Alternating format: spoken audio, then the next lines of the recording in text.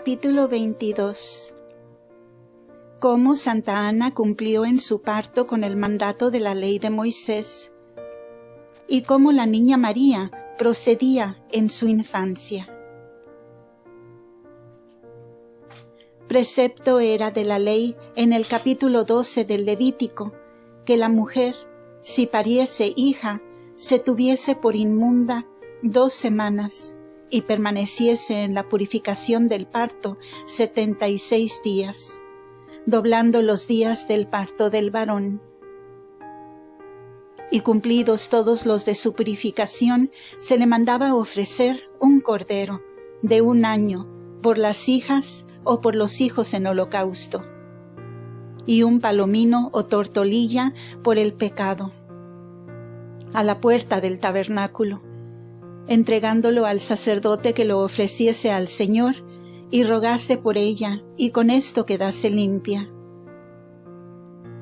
El parto de la dichosísima Ana fue tan puro y limpio cuanto le convenía a su divina hija, de donde le venía la pureza de otra purificación.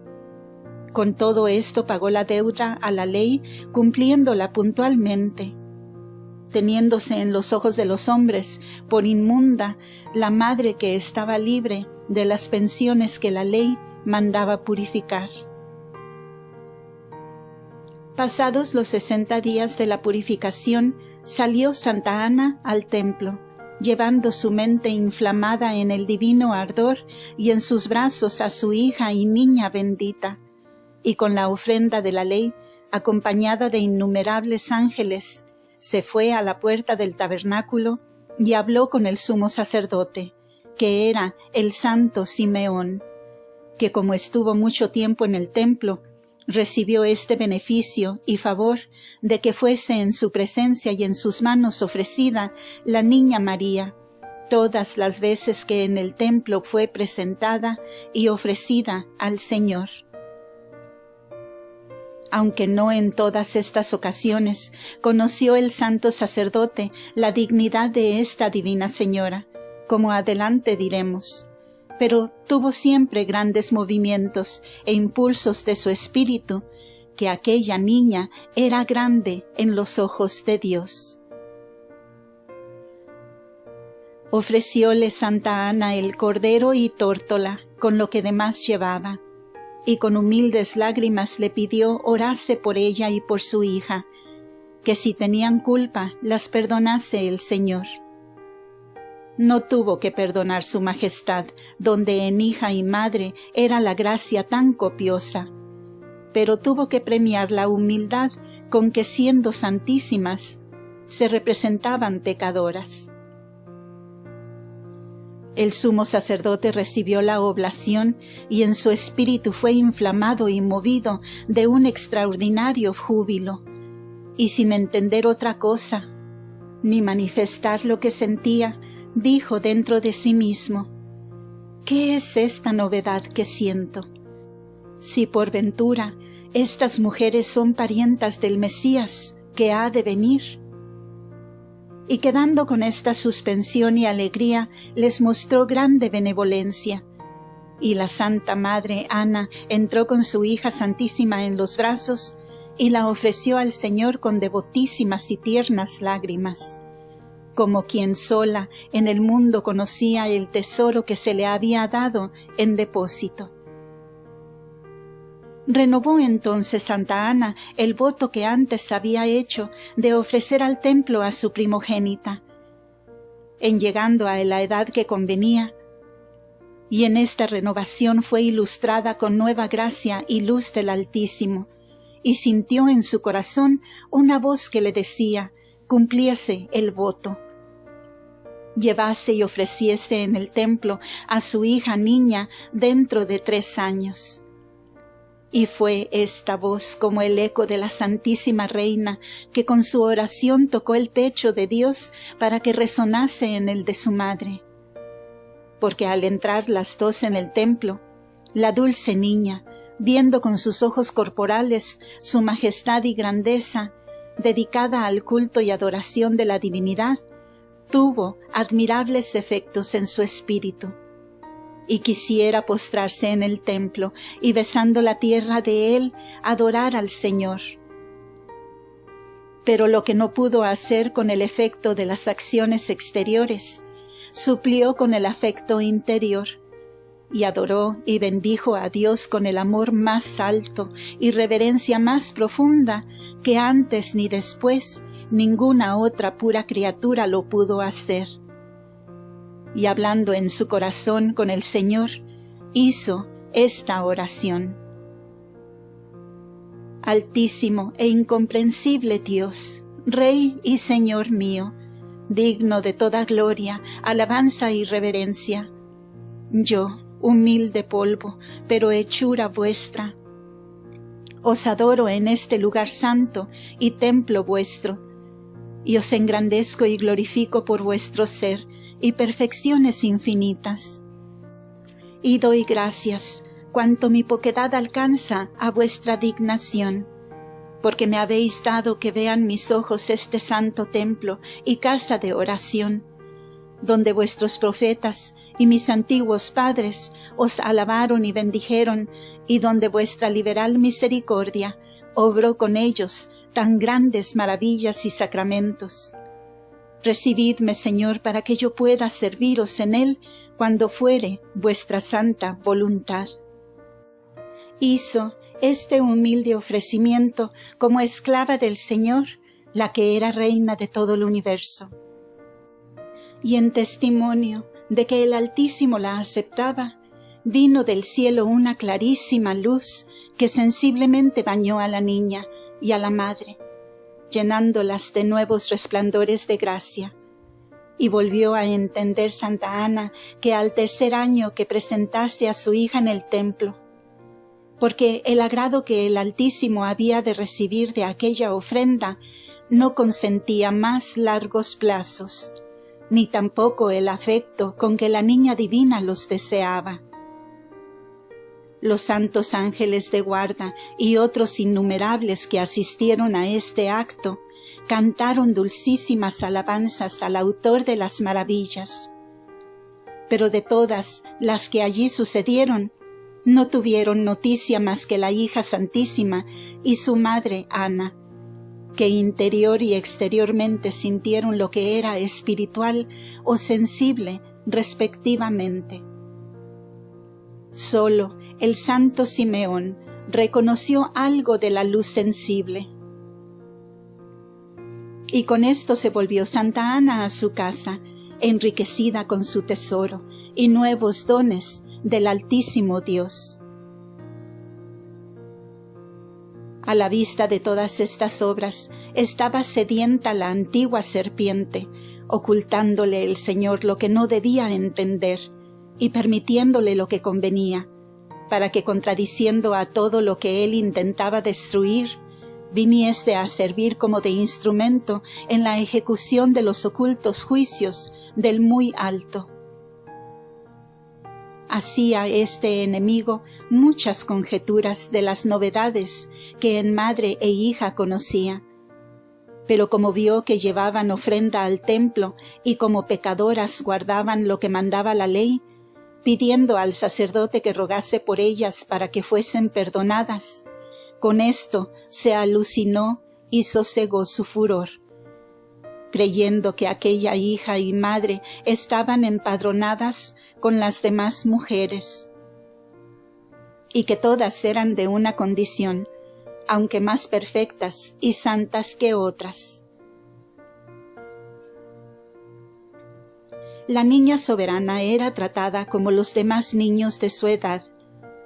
Era su comida la común, aunque la cantidad muy poca, y lo mismo era del sueño, aunque la aplicaban para que durmiese.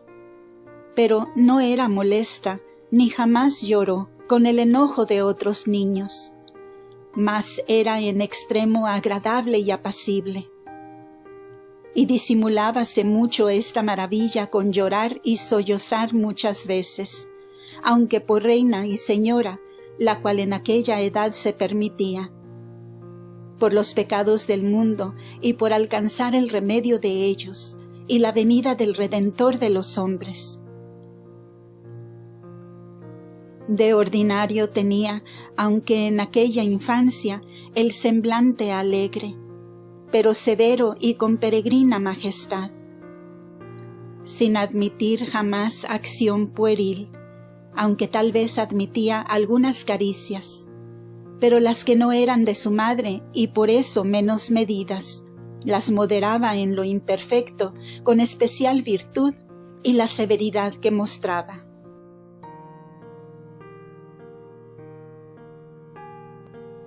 Su prudente madre, Ana, trataba a la niña con incomparable cuidado, regalo y caricia, y también su padre Joaquín la amaba como padre y como santo, aunque entonces ignoraba el misterio, y la niña se mostraba con su padre más amorosa, como quien le conocía por padre y tan amado de Dios. Y aunque admitía de él más caricias que de otros, pero en el padre y en los demás puso Dios desde luego tan extraordinaria reverencia y pudor para la que había elegido por madre, que aún el cándido afecto y amor de su padre era siempre muy templado y medido en las demostraciones sensibles. En todo era la niña reina agraciada, perfectísima y admirable, y si bien pasó por la infancia por las comunes leyes de la naturaleza, pero no impidieron a la gracia. Y si dormía, no cesaba ni interrumpía las acciones interiores del amor y otras que no penden del sentido exterior. Y siendo posible este beneficio aún a otras almas con quien el poder divino lo habrá mostrado, cierto es que con la que elegía por madre suya y reina de todo lo criado, haría con ella sobre todo otro beneficio y sobre todo pensamiento de las demás criaturas. En el sueño natural habló Dios a Samuel y otros santos y profetas, y a muchos dio sueños misteriosos o visiones, porque a su poder poco le importa para ilustrar el entendimiento que los sentidos exteriores duerman con el sueño natural, o que se suspendan con la fuerza que los arrebata en el éxtasis, pues en uno y otro cesan, y sin ellos oye y atiende y habla el espíritu con sus objetos proporcionados. Esta fue ley perpetua con la reina desde su concepción hasta ahora y toda la eternidad, que no fue su estado de viadora y en estas gracias con intervalos como en otras criaturas. Cuando estaba sola o la recogía a dormir, como el sueño era tan medido, confería los misterios y alabanzas del Altísimo con sus santos ángeles, y gozaba de divinas visiones y hablas de su majestad. Y porque el trato de los ángeles era tan frecuente, diré en el capítulo siguiente los modos de manifestársele y algo de sus excelencias. Reina y Señora del cielo, si como piadosa madre y mi maestra oís mis ignorancias, sin ofenderos de ellas, preguntaré a vuestra dignación algunas dudas que en este capítulo se me han ofrecido. Y si mi ignorancia y osadía pasare a ser hierro, en lugar de responderme, corregidme, Señora, con vuestra maternal misericordia. Mi duda es, si en aquella infancia sentías la necesidad y hambre que por orden natural sienten los otros niños, y siendo así que padecías de estas penalidades, ¿cómo pedíais el alimento y socorro necesario, siendo tan admirable vuestra paciencia, cuando a los otros niños el llanto sirve de lengua y de palabras? También ignoro si a vuestra majestad eran penosas las pensiones de aquella edad, como el envolveros en paños y desenvolver vuestro virginal cuerpo, el daros la comida de niños y otras cosas que los demás reciben sin uso de razón para conocerlas. Y a vos, Señora, nada se escondía. porque me parece casi imposible que en el modo, en el tiempo, en la cantidad y en otras circunstancias no hubiese exceso o falta, considerándoos yo en la edad de niña y grande en la capacidad para dar a todo la ponderación que pedía. Vuestra prudencia celestial conservaba digna majestad y compostura. Vuestra edad, naturaleza y sus leyes pedían lo necesario.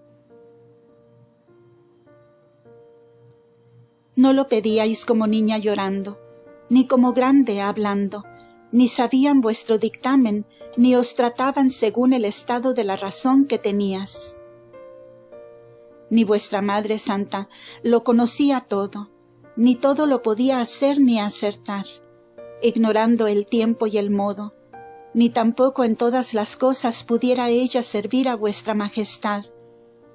Todo esto me causa admiración y me despierta el deseo de conocer los misterios que en estas cosas se encierran. Respuesta y doctrina de la Reina del Cielo. Hija mía, a tu admiración respondo con benevolencia. Verdad es que tuve gracia y uso perfecto de razón desde el primer instante de mi concepción, como tantas veces te he mostrado, y pasé por las pensiones de la infancia como otros niños, y me criaron con el orden común de todos.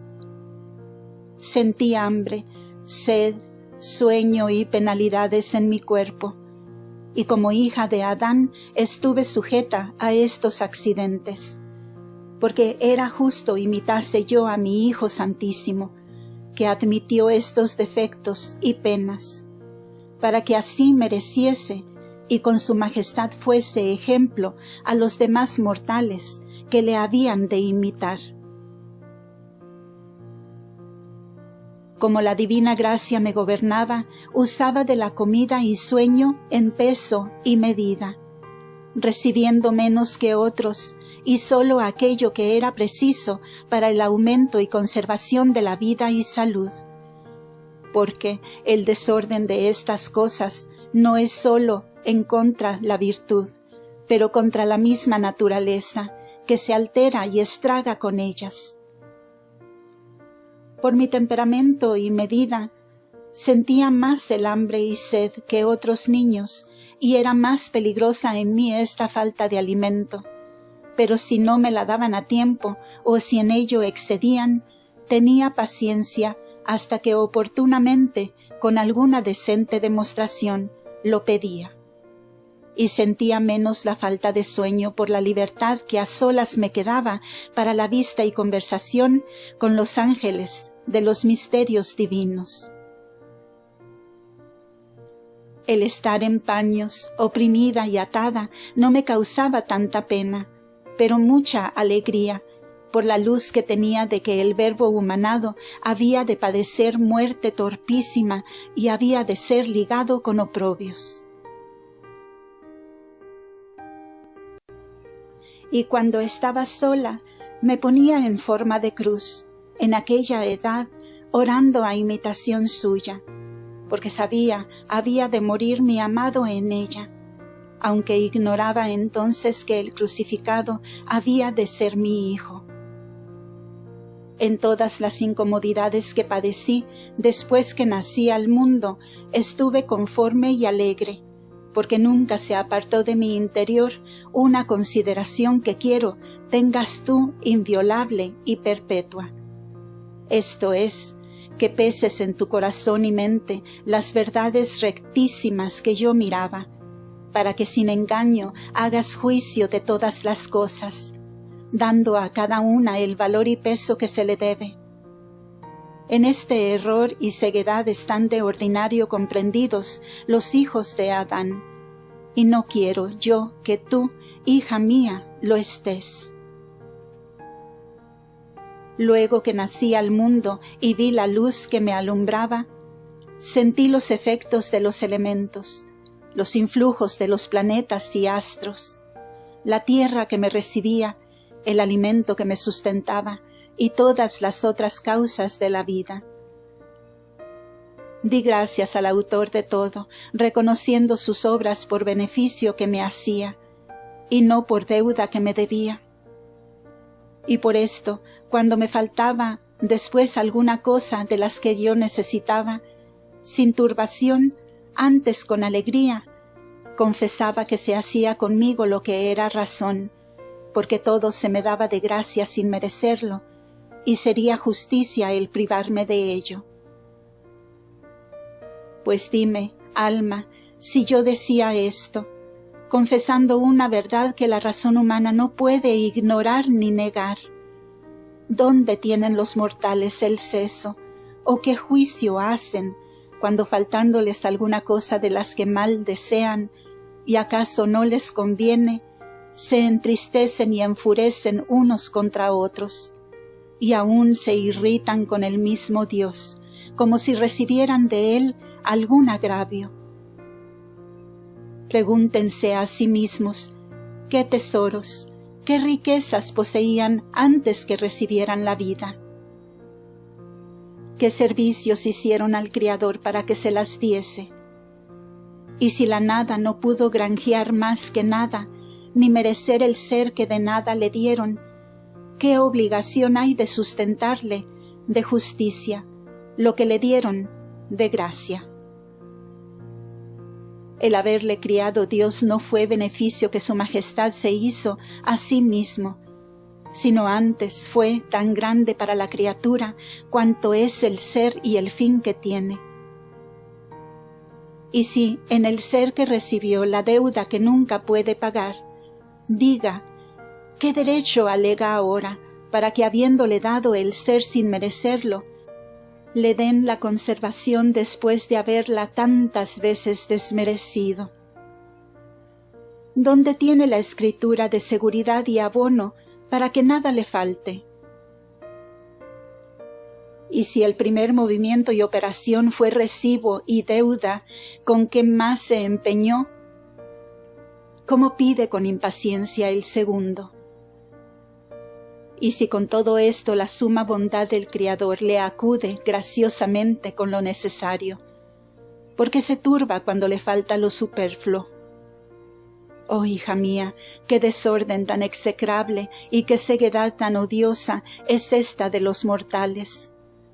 Lo que les da el Señor de gracia no agradecen ni pagan con reconocimiento, y por lo que les niega de justicia y a veces de tan grande misericordia, se inquietan y ensoberbecen, y lo procuran por injustos e ilícitos medios, y se despeñan tras el mismo daño que huye de ellos. Por solo el primer pecado que comete el hombre, perdiendo a Dios, pierde juntamente la amistad de todas las criaturas. Y si el mismo Señor no las detuviera, se convirtieran todas a vengar su injuria, y negarán al hombre las operaciones y obsequio con que le dan sustento y vida.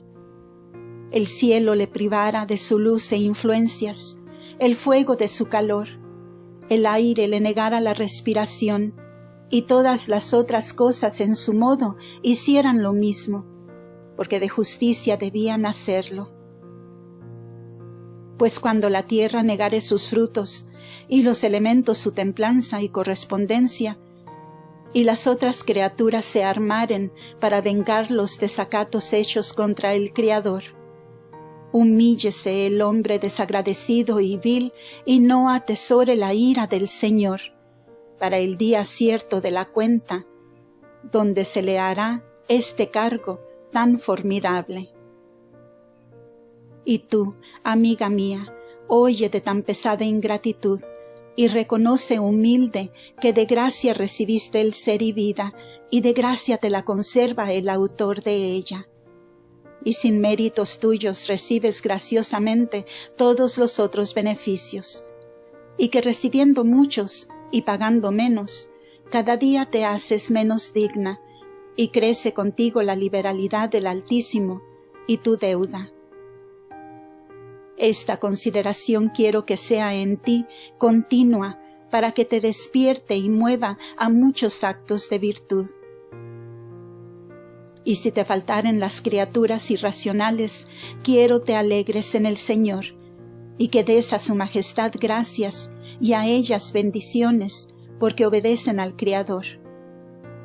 Si las racionales te persiguieren, ámales de todo corazón, y estímalas como instrumentos de la justicia divina, para que en alguna parte se dé por satisfecha de lo que tú le debes. Y con los trabajos, adversidades y tribulaciones te abraza y consuela, que a más de merecerlos por las culpas que has cometido, son el adorno de tu alma y joyas de tu esposo, muy ricas. Esta será la respuesta de tu duda, y sobre ella quiero darte la doctrina que te he ofrecido en todos los capítulos. Continuará en el siguiente audio.